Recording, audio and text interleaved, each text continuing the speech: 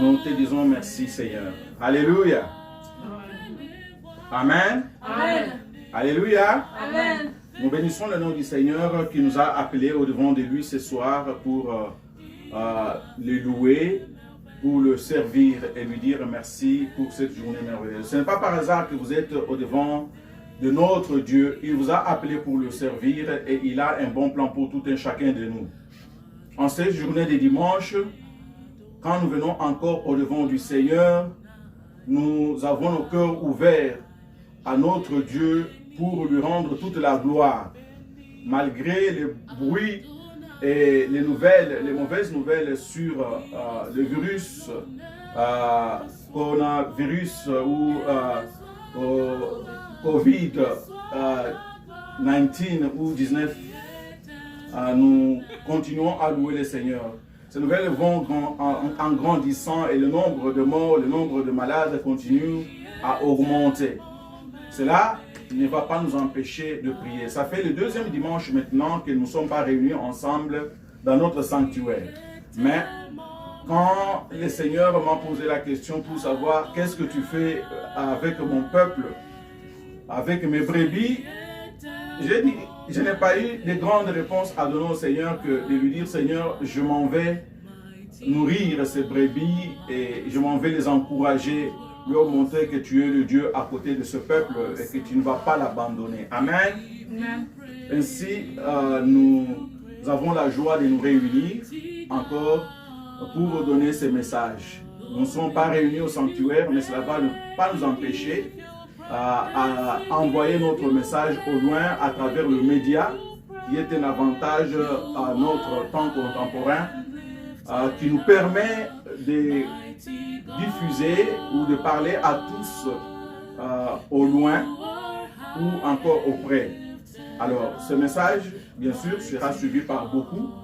Un message d'encouragement, un message de paix, un message de joie. Parce que c'est le Seigneur qui nous a dit de nous réjouir. Mais avant tout cela, nous commençons notre culte comme d'habitude par la prière. Prions. Tendre Père, Dieu grand, Dieu bon, Dieu puissant, le Dieu redoutable. Nous te disons merci et nous te louons parce que tu es le Dieu qui nous aime. Ton amour, Seigneur, est grand pour l'humanité. Tu es le Dieu fidèle. Ta fidélité n'a pas de fin. Voilà pourquoi nous venons auprès de toi te rendre gloire en ces journées, sachant que nous avons un Père, le Père éternel, le Dieu grand et le Dieu puissant, celui qui nous aime depuis les commencements. Il compte même le nombre de cheveux de nos têtes afin qu'aucun de ces cheveux ne tombe par terre sans qu'il le sache. Oh, sois loué Seigneur parce que tu es puissant. Sois glorifié notre Dieu parce que tu es grand. Nous te disons merci. Nous abandonnons ton peuple, les nations de la terre, entre ta main puissante. Ton peuple qui t'a accepté comme leur Seigneur et Sauveur, entre ta main puissante. Afin que Dieu Tout-Puissant, Sauveur, tu viennes nous consoler dans ta bonté. Que Seigneur, tu pardonnes nos péchés, mais que tu nous fasses ta grâce. Afin que Dieu Tout-Puissant, Sauveur, les mauvaises nouvelles se transforment en bonnes nouvelles et que ton peuple vive pour ton nom. Parce que tu dis, il a envoyé ta parole, nous instruit et nous apprend que tu avais envoyé ta parole aux nations et les nations furent guéries. C'est ta parole que nous annonçons en ces journées. C'est ta parole, Seigneur, que nous annonçons à ton peuple. Lorsque tu nous conduises dans ces cultes, nous donne la force, l'énergie, au nom de Jésus-Christ, notre Seigneur, notre Sauveur. Amen. Amen. Alléluia. Amen.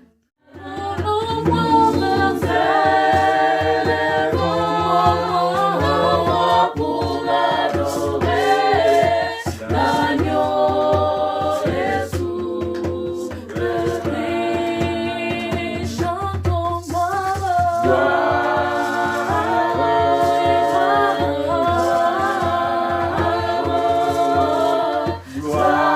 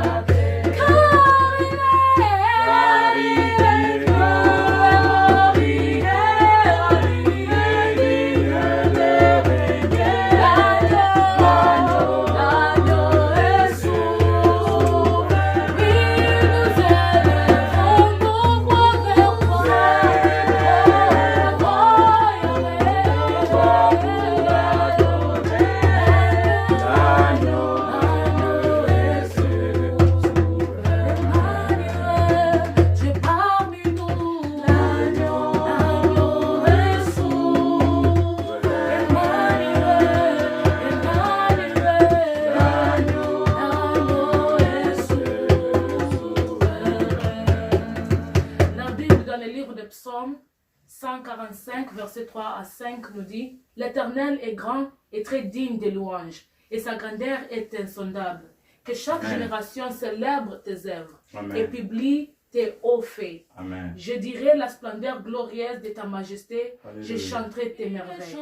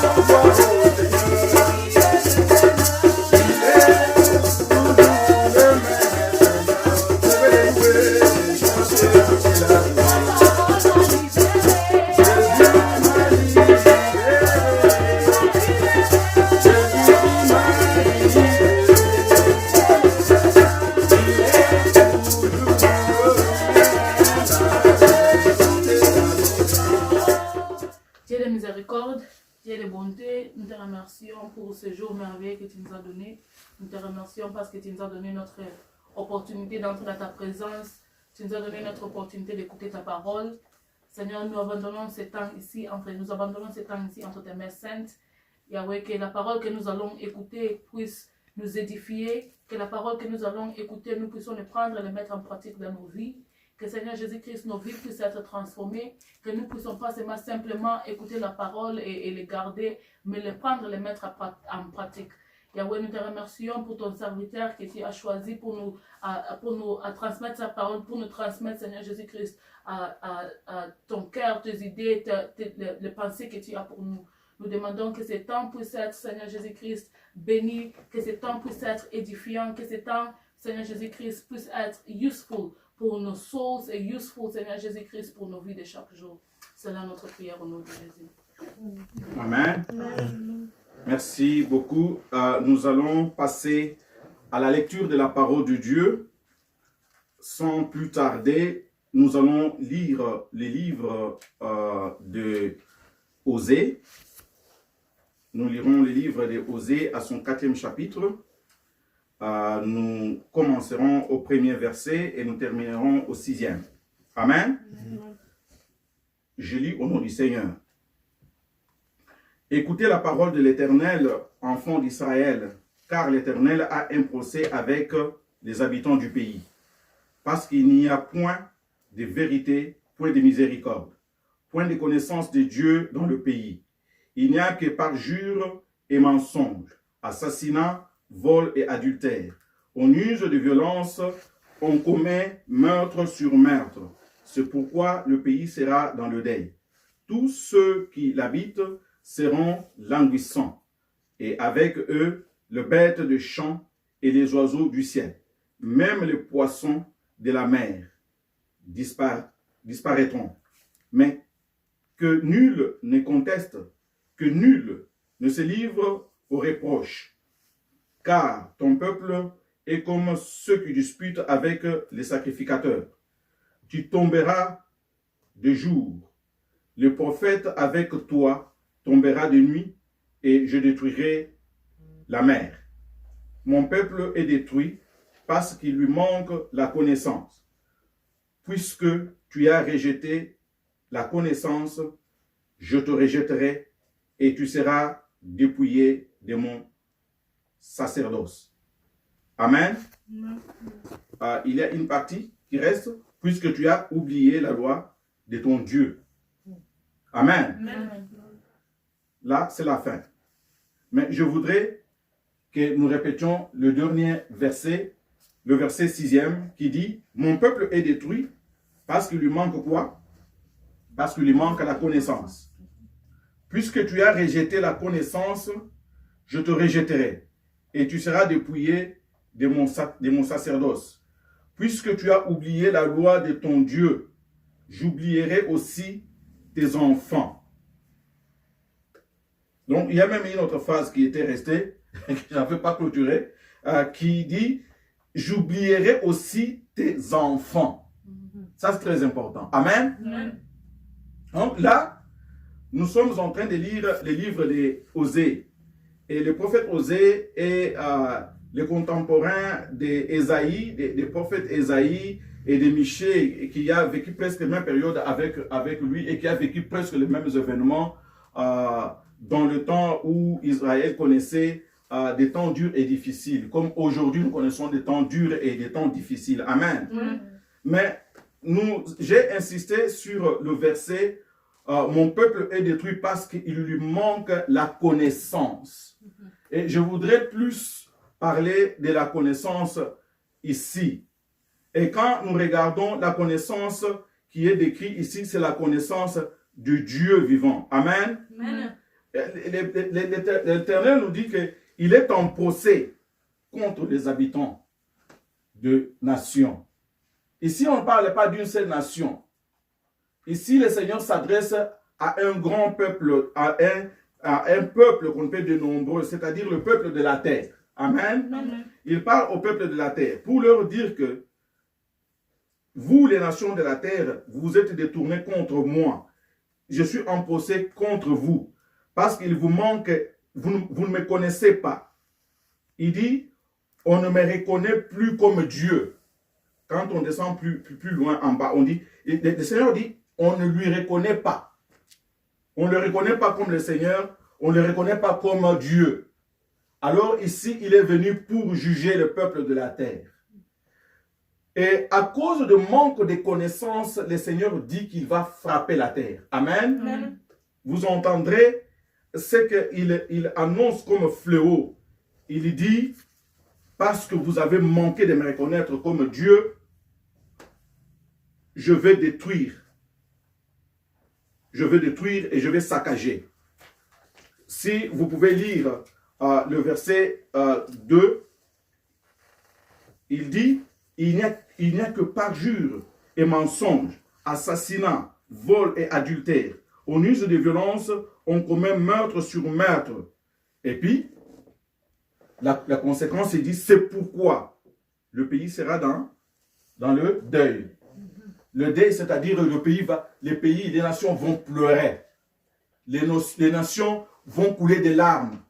Les nations auront des problèmes sérieux. Je m'en vais frapper ce peuple, je m'en vais le punir. Mais le Seigneur, quand il punit ici, ce n'est pas pour nous détruire, ce n'est pas parce qu'il a l'envie de détruire son peuple. Le Seigneur ne punit pas parce qu'il a l'envie d'exterminer le peuple. Le Seigneur vient punir pour avertir le peuple contre le mal, pour que le peuple change et qu'il ait la vie. Amen. Amen. Dans sa bonté et dans sa grâce, le Seigneur, il vient avertir le peuple pour lui montrer que là où vous avez fait du mal, si vous faites du bien, je veux bénir. Amen. Amen. Le prophète est en train d'avertir ses contemporains pour leur dire: ce que vous avez fait aux yeux de l'Éternel est dangereux et mauvais. Le Seigneur n'est pas content. Pas seulement parce que vous ne connaissez pas son nom, mais parce que vous refusez même de connaître. Vous savez, la connaissance c'est fait dans différents... Les mots connaissance est utilisé dans différents contextes. Il y a des gens qui disent la science est une connaissance, n'est-ce pas? La science est une connaissance. La position de l'Esprit de Dieu et le discernement du bien et du faux, c'est aussi une connaissance. Mais ici, nous sommes en train de parler du discernement du bien et du faux.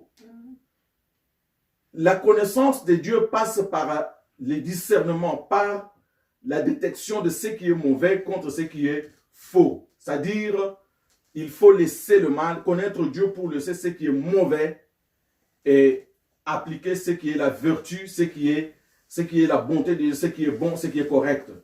Et c'est à cela que le Seigneur nous appelle. Le peuple de la terre est reproché des différents maux les plus graves et les plus dangereux. Tous les péchés de la terre sont reprochés à ce peuple. Autrefois, le Seigneur a puni d'autres peuples. Nous avons l'histoire de Sodome et de Gomorrhe, où le Seigneur a puni tout un peuple à cause de manque de connaissance de son nom et à cause de refuser de l'écouter. Aujourd'hui, les gens parlent plus du virus qui circule et qui décime la terre, plus qu'on puisse parler de Dieu. Et je me dis, les gens ont même peur de ces virus plus que Dieu. Est-ce que nous allons craindre ce qui va détruire le corps et qui ne peut pas détruire l'âme, ou nous allons craindre plus ce qui peut détruire l'âme et le corps? Dieu nous demande de plus le craindre que de craindre ce qui ravage la terre. Il est le créateur, il n'est pas la créature. La maladie, l'homme et tout son entourage, ce sont des créatures du Dieu vivant. C'est lui qui les a créés. Mais Dieu nous veut retourner à la source, Dieu veut que l'homme retourne à son créateur pour le reconnaître comme son Dieu, comme son sauveur, comme le Père éternel. Amen. Amen. Voilà pourquoi il dit, parce que vous manquez la connaissance. Voilà pourquoi vous êtes en train de vous décimer, vous êtes en train de mourir. Parce que vous ne me reconnaissez pas comme votre Seigneur et comme votre Dieu, vous mourrez. Amen. Amen. Ici, le Seigneur nous appelle à sa connaissance. Et quand nous allons dans les livres de Psaume chapitre 30, nous allons lire plutôt les Psaumes 38 à 13 pour voir toujours ce que le Seigneur nous reproche et ce qu'il veut de nous. Je lirai les Psaumes chapitre 30, j'ai dit verset 8 à verset 13. Permettez-moi de les retrouver. Le psaume chapitre 30, je lirai le verset 8 et je vais clôturer, plutôt le verset premier, je vais clôturer au verset, le verset 8, je vais clôturer au verset 13e. Je lis au nom du Seigneur. Éternel, par ta grâce, tu avais affermi ma montagne. Amen. Amen. Tu cachas ta face et je fus troublé. Éternel, j'ai crié à toi. J'ai imploré l'Éternel. Que gagnes-tu à verser mon sang, à me faire descendre dans la fosse?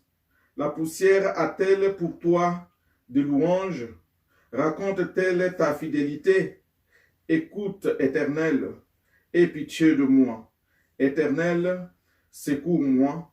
Et tu as changé mes lamentations en allégresse. Tu as délié mon sac et tu m'as ceint de joie, afin que mon cœur te chante, ne soit pas muet. Amen. Amen. On continue et dit, Éternel, mon Dieu, je te louerai toujours. Amen. Ici, le psalmiste est en train de louer le Seigneur. Il dit, si, Seigneur, tu ne me fais pas du bien, comment saurais-je te louer?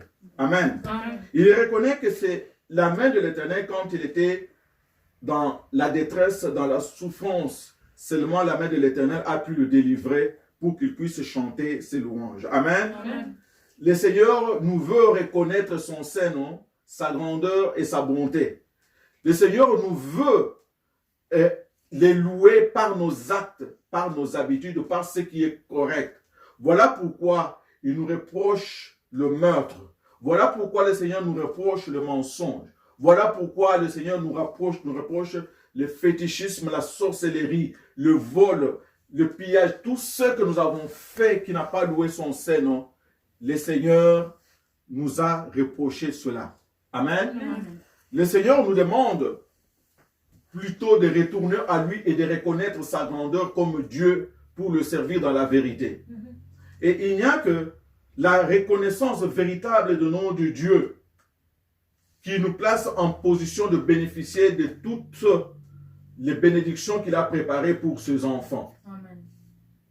Et nous allons lire l'autre passage dans le 121 qui nous rassure que le Seigneur, il est le seul soutien quand nous sommes dans des problèmes difficiles. Mais avant que nous puissions lire l'autre psaume, je vais montrer que le problème du monde aujourd'hui, ce n'est pas le problème, la solution au problème néanmoins n'est ni le problème économique, social ou encore politique. Mais le problème, la grande solution au problème de la terre aujourd'hui passe par la reconnaissance de l'Éternel comme notre Sauveur, comme notre Dieu. Amen. Amen. C'est quand nous rentrons, nous retournons nos cœurs à l'Éternel. C'est quand nous louons l'Éternel en vérité.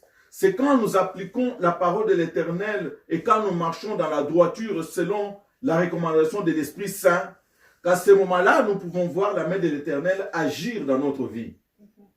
Dieu nous veut retourner à lui, le reconnaître comme le Sauveur et le Seigneur de nos âmes. À tout moment qu'Israël était dans le problème, il est retourné à Dieu pour pleurer. Il est retourné à Dieu pour l'appeler au secours. Et Dieu retournait toujours pour secourir Israël, pour résoudre le problème, pour guérir ses maux et guérir ses plaies.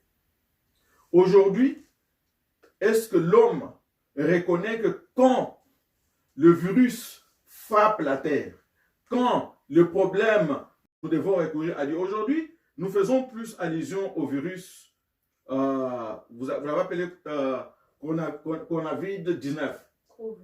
Le Covid-19. Mais le Covid-19 n'est pas le seul virus qui est en train de ravager la terre aujourd'hui. Les gens ont oublié vite le virus, c'est VH, le sida. C'est ce que nous avons appelé communément le sida. Le sida aujourd'hui est en train de ravager silencieusement les nations. Et qui en parle aujourd'hui, les gens ont oublié. Il y a des milliers et des millions qui sont en train de mourir de sida. La solution n'a jamais été trouvée. Les gens ont oublié. Le paludisme dans certains pays est en train de détruire, de décimer les nations. Personne n'en parle. Mais aujourd'hui, on fait plus allusion au Covid-19. On croit qu'il est le plus dangereux. Mais nous avons autant d'autres virus.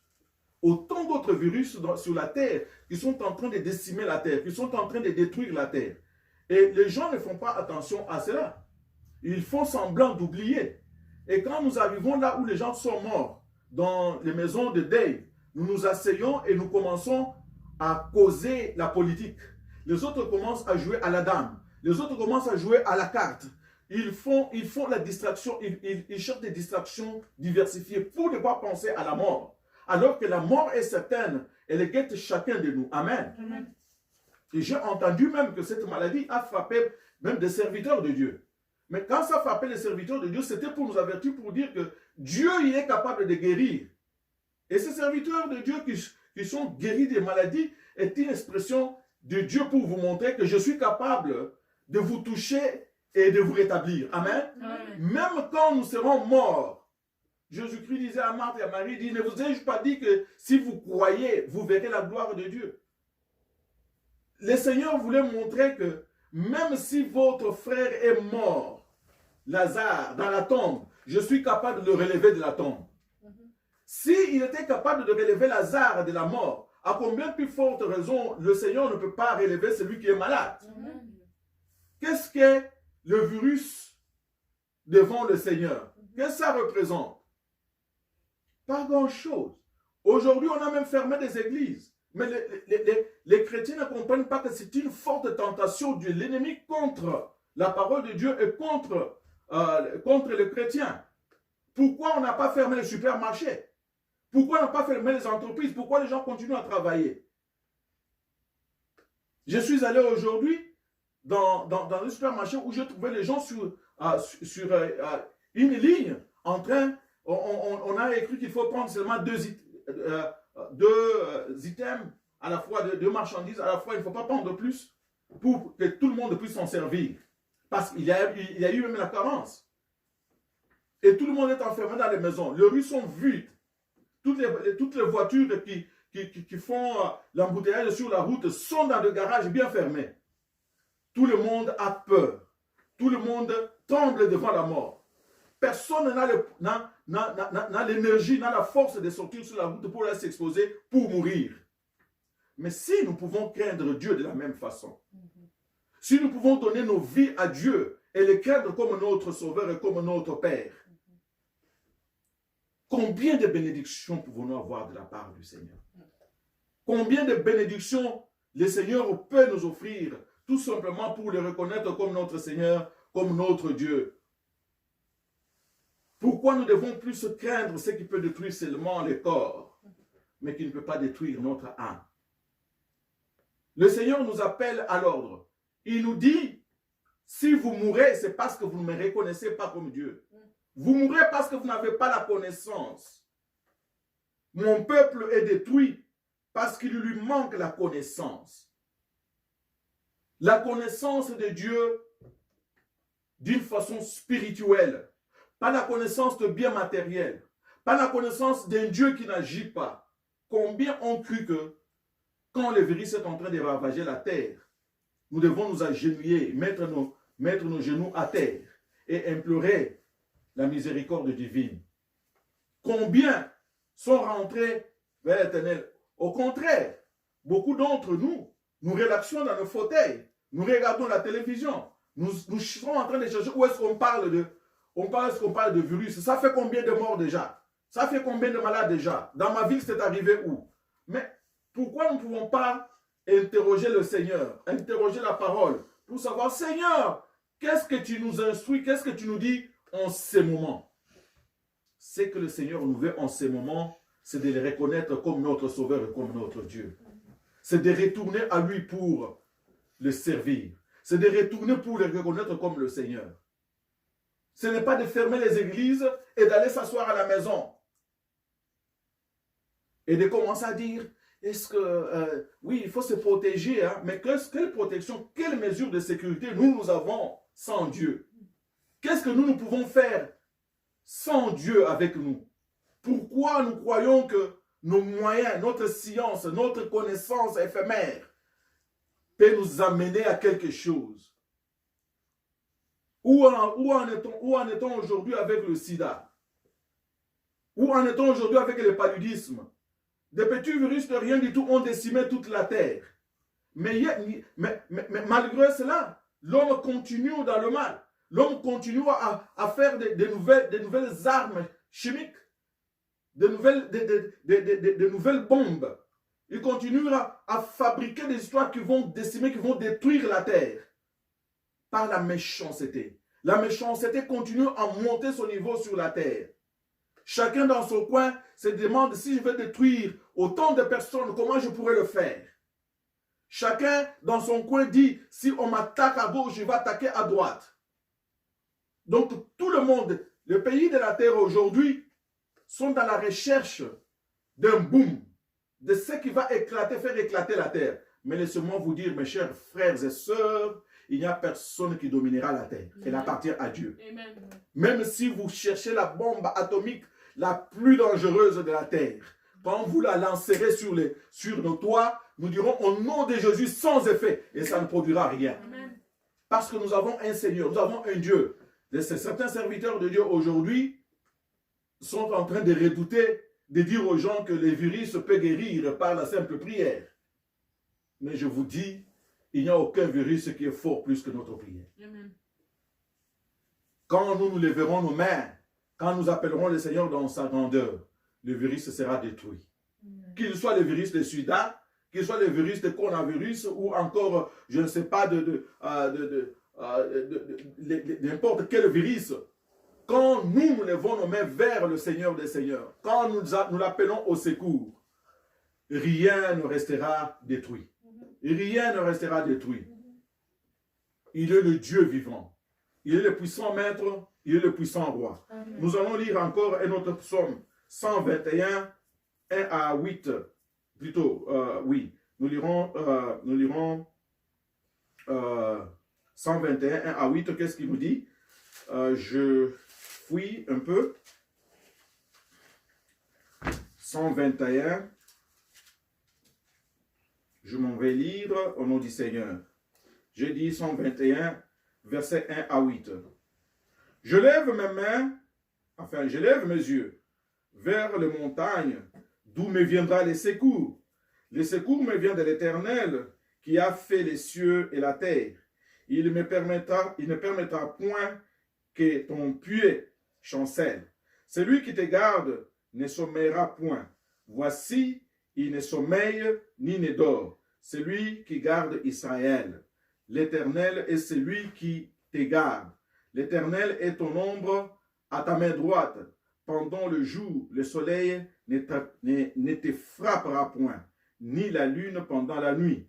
L'Éternel te gardera de tout mal. Il gardera ton âme. L'Éternel gardera ton départ et ton arrivée de maintenant et à jamais. Amen. Amen. Ici, Dieu nous donne l'assurance pour nous dire qu'il est le seul gardien. Il dit, quand vous leverez mes yeux vers moi, vos yeux vers moi, quand vous allez implorer le ciel, le secours viendra d'où? D'en haut. Le Seigneur nous répondra d'en haut, parce qu'il est encore vivant, parce que le Seigneur est sur son trône de gloire. Le Seigneur, son œil ne se ferme pas. La Bible nous dit qu'il ne sommeille ni ne dort. Il est éveillé. Il connaît nos douleurs. Il connaît nos souffrances. Mais qui vous a dit que les virus avaient le pouvoir de détruire la terre quand les enfants de Dieu lèvent leurs yeux vers le Seigneur, quand ils implorent, les virus s'éteignent. Aujourd'hui, nous, le peuple de Dieu, nous disons, le virus ne décimera pas toute la terre. Nous anéantissons ses effets destructifs.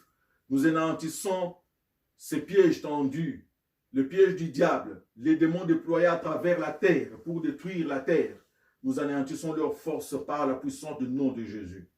Nous disons, le Seigneur qui nous avertit, il est Dieu. Il a envoyé Noé pour avertir les hommes de son temps, de ses contemporains, pour leur dire, le Seigneur vous veut retourner à lui et reconnaître sa grandeur et son nom puissant. Le temps d'Abraham et de l'autre, il a envoyé l'autre pour avertir ses contemporains et leur dire, le Seigneur a besoin que vous puissiez le servir au lieu de plonger dans le mal. Quand ils n'ont pas attendu, le Seigneur les a frappés. Aujourd'hui encore, le message qui vient, c'est d'appeler le peuple de la terre à reconnaître la grandeur de Dieu et à l'adorer comme leur sauveur et leur maître. Et si le Seigneur mettra sa main sur les nations, il guérira les nations. Est-ce que nous acceptons aujourd'hui que le Seigneur est capable de guérir nos nations? Est-ce que nous acceptons aujourd'hui que le Seigneur est capable d'arrêter la propagation du virus? Est-ce que nous acceptons aujourd'hui que le Seigneur que nous prions, il est redoutable, plus grand que le virus? Nous ne prêchons pas le virus aujourd'hui, nous prêchons le Seigneur Jésus-Christ ressuscité des morts. Amen. Amen. Amen. Que le Seigneur vous bénisse, qu'il vous donne la victoire sur le mal. Amen. Merci Seigneur.